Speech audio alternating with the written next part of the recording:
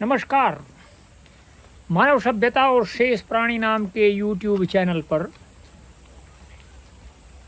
और केनोपनिषद के इस वीडियो में आप सभी का मैं स्वागत करता हूं। आइए आज हम केनोपनिषद को प्रारंभ करते हैं। पहले जानते हैं केनोपनिषद से कुछ पहले जो हुआ है उसके विषय में। उपनिषद भवन की आधारशिला इस उपनिषद यजुर्वेद का 40वां अध्याय है। उसी उपनिषद की शिक्षाओं को लक्ष्य में रखकर आगे के उपनिषद बने हैं। इस उपनिषद वेद का एक अध्याय होने से मंत्रोपनिषद कहा जाता है।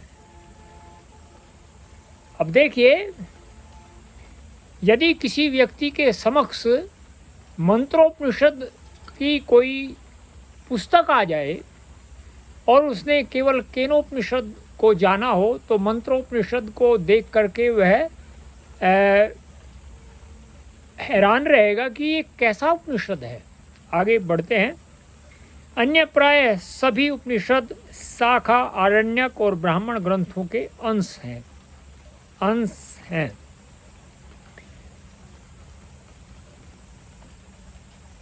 इसलिए वे मंत्रोपनिषद नहीं कहे जाते।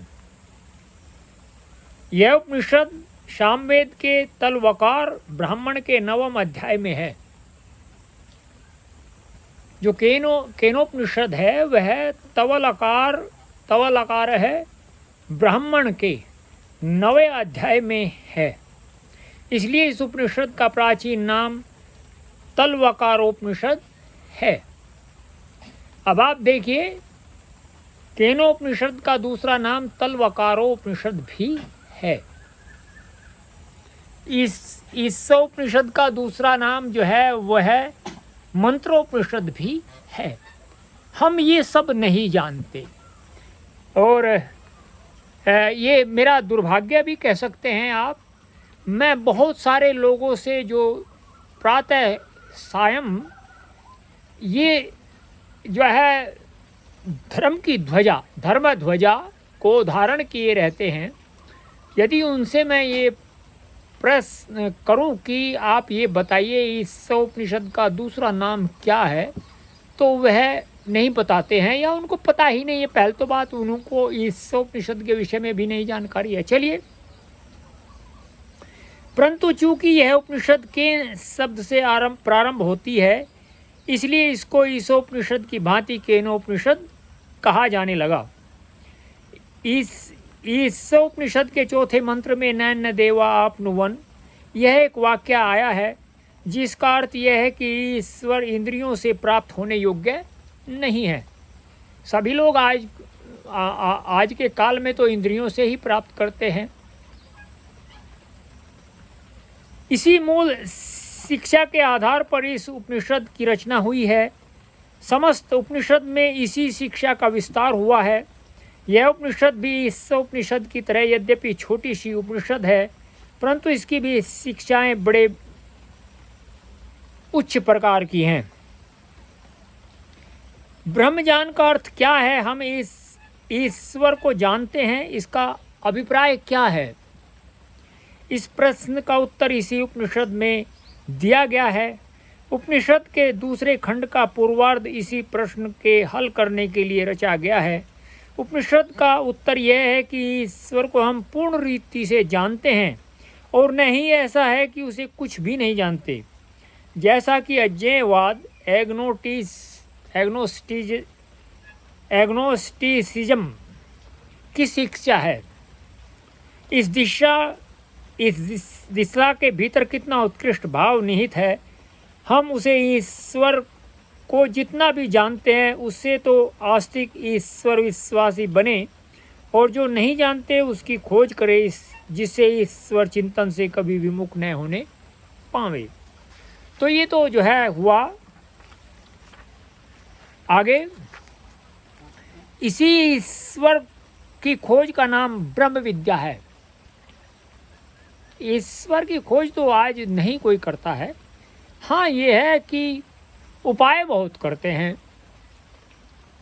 उसके लिए मैं आपको उदाहरण दे सकता हूँ।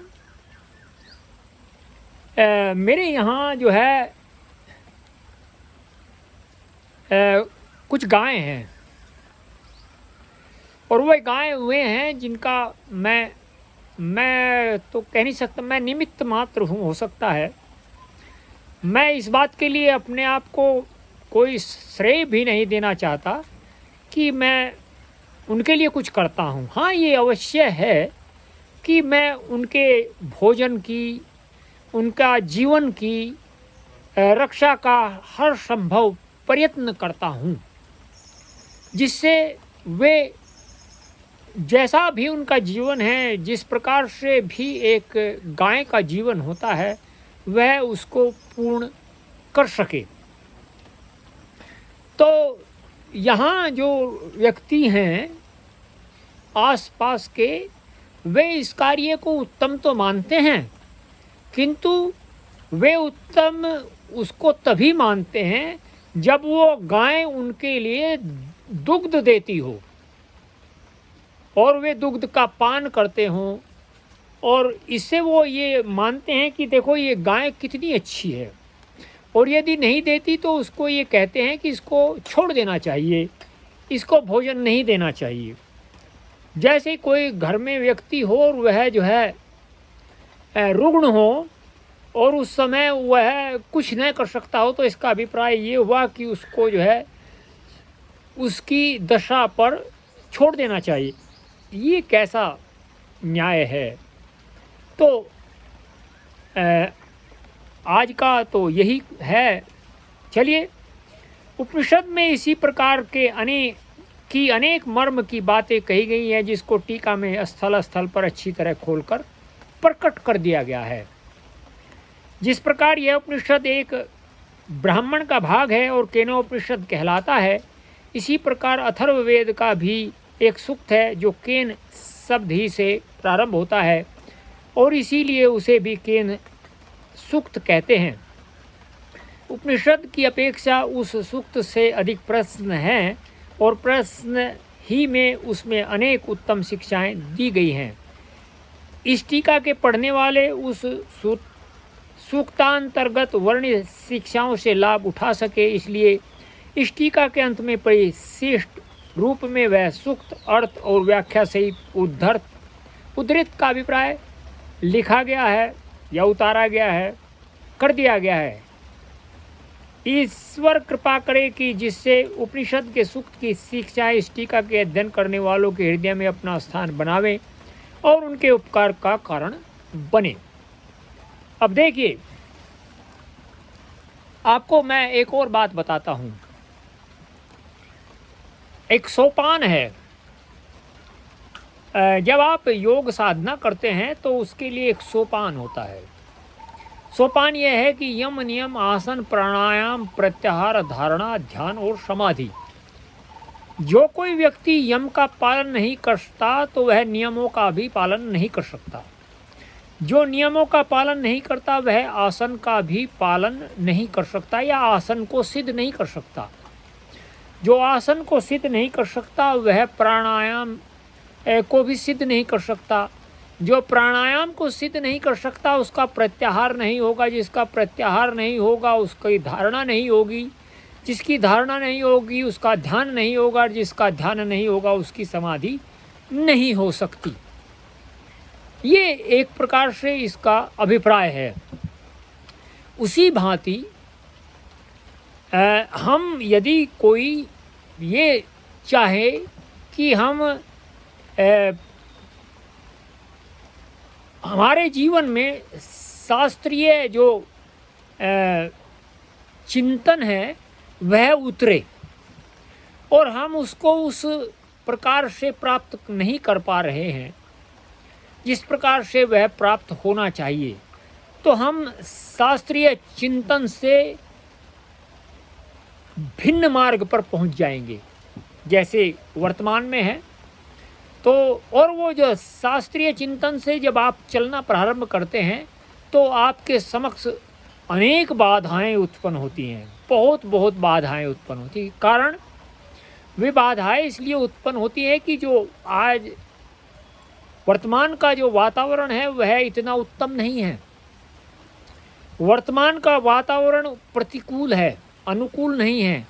आप उसको अनुकूल करने का प्रयत्न करते हैं और प्रयत्न करने के पश्चात वह आपके अनुकूल हो अथवा न हो यह भी आवश्यक नहीं है, किंतु